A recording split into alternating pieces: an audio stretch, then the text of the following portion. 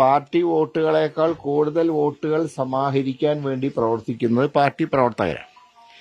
അപ്പോൾ അതുകൊണ്ടാണ് പറയുന്നത് പാർട്ടി ഒരു പ്രധാന ഘടകം തന്നെയാണ്. പാർട്ടി നമ്മളെ സ്ഥാനാർത്ഥിയാകുമ്പോഴാണല്ലോ നമ്മൾ സ്ഥാനാർത്ഥിയാകുന്നത്. അതേ സമയത്ത് പാർട്ടി പ്രവർത്തകർ നമുക്ക് വേണ്ടി ജോലിയെടുക്കുമ്പോഴാണ് നമുക്ക് വിജയസാധ്യത ഉണ്ടാകുന്നത്. അപ്പോൾ അതിൽ പാർട്ടിക്ക് അതീതമായിട്ടുള്ള വോട്ട് കിട്ടുന്നവർ തന്നെയാണ് ജയിക്കുന്നത്.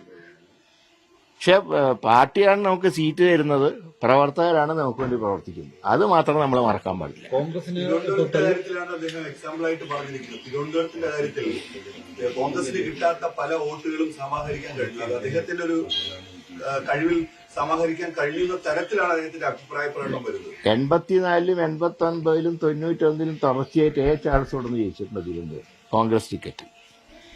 ഹാട്രിക് വിജയം ഇവിടെ നിന്ന് തിരുവനന്തപുരത്ത് നേടിയ ആദ്യത്തെ ആൾ ചാൾസാണ്.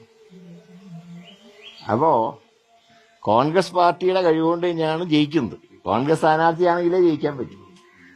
അപ്പൊ ചാൾസ് ഇവിടെ നിന്ന് 3 തവണ തുടർച്ചയായി ജയിച്ചിട്ടുണ്ട് ലോക്സഭയിലേക്ക് ഇതിനു മുമ്പും. കോൺഗ്രസിനെ തന്നെ വേണമെങ്കിൽ തനിക്ക് വേറെ വഴികളുണ്ട് എന്നൊരു മുന്നറിയിപ്പ്